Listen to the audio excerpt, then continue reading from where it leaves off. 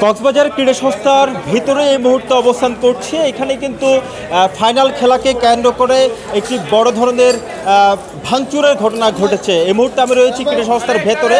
এখানে মেঝেতে কিন্তু সবগুলোই কাচের টুকরো আমরা এই মুহূর্তে দেখতে পাচ্ছি ছড়িয়ে ছিটিয়ে রয়েছে এবং জেলা প্রশাসকের কার্যালয়, অর্থাৎ জেলা প্রশাসকের কার্যালয় নয়, দুঃখিত, এটি হচ্ছে জেলা ক্রীড়া সংস্থার কার্যালয়, যেটি আসলে জেলা প্রশাসক সালাউদ্দিন আহমেদের রুম ছিল, সেটিও কিন্তু ব্যাপকভাবে ভাঙচুর করা হয়েছে। আমরা দেখতে পাচ্ছি ক্রীড়া সংস্থার নিচতলা থেকে একেবারে উপরে পর্যন্ত যে ভিআইপি গ্যালারি আছে সেখানেও ব্যাপকভাবে ভাঙচুর করা হয়েছে। আমরা এই মুহূর্তে একটু কথা বলতে চাইবো কেন আসলে এই ভাঙচুরের ঘটনাটি ঘটলো। আমরা একটু জানতে চাই জেলা ক্রীড়া সংস্থার একজন সংগঠকের সাথে। আপনি যদি জানাতেন আসলে এই ধরনের ভাঙচুরের বিষয়টি কেন ঘটলো হঠাৎ করে। আসলে জেলার ক্রীড়াঙ্গনের ইতিহাসে এরকম একটি ঘটনা ঘটেনি।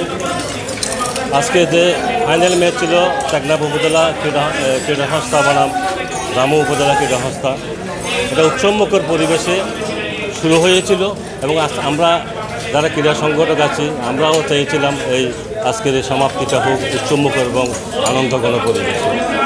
কিন্তু এখানে কিছু উচ্ছৃঙ্খল দর্শক এরা উদ্দেশ্যপ্রণোদিতভাবে, খেলা হতেও পারে নাও হতে পারে, এটা কমিটির বিষয়। এখানে এগুলো যেহেতু এখানে ধারণ ক্ষমতার বাইরে লোক মাঠে প্রবেশ করেছে, এখানে যে ম্যানেজমেন্ট ছিল, রেফারি ছিল, ওরা তখন অনীহা করেছে।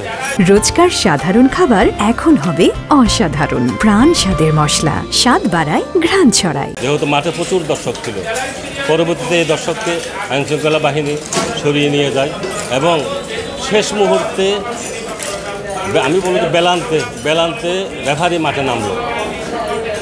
মাঠে নেমে রেফারি আবার 5 মিনিটের মধ্যে উদ্র হলো, তখন ওই দর্শক বিক্ষুব্ধ হয়ে উঠে এবং এই দর্শকের মাঝে কিছু উদ্দেশ্যপ্রণোদিতভাবে যারা এই ভাঙচুর করেছে এই সমস্ত কিছু লোক ছিল যারা দর্শকের নামধারী এবং এরা এই ভাঙচুর এবং সংযোগ করেছে কক্সবাজার জেলাকে।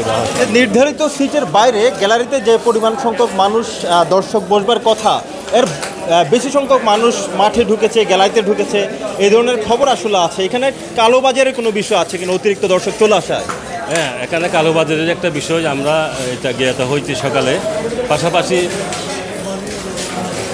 দর্শক উচ্চপড়া দর্শক আগেও ছিল, কিন্তু এখানে যদি সকাল থেকে যদি একটু আইন শৃঙ্খলা বাহিনী যদি তদারকি থাকতো সকাল থেকে, যেহেতু এটা বড় আয়োজন, বিশাল আয়োজন, এখানে জনসমাগম হবে, এই যে এই গ্যাপটাই মূলত ওই একটা অব্যবস্থাপনা ছিল এক কথায়। হ্যাঁ, একটু অব্যবস্থাপনা ছিল, যথেষ্ট আইন শৃঙ্খলা রক্ষাকারী বাহিনীর উপস্থিতি ছিল না সকাল থেকে। আমি বলবো সকাল থেকে যদি উপস্থিত ছিল আজকের এই দুর্ঘটনা এড়ানো যায়।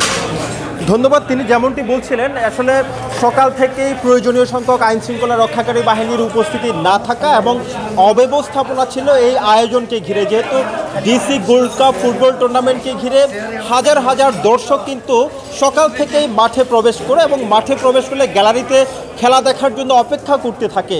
মূলত বিকেল যখন গড়ায় ঠিক সেই মুহূর্তে কিছু উত্তেজিত দর্শক বাইরে থেকে গেট ভেঙে মাঠে প্রবেশ করে, ঠিক সেই মুহূর্তে আসলে ঘটে বিপত্তি এবং সেই দর্শকদেরকে মাঠ থেকে বের করাই মুশকিল হয়ে যাচ্ছিল।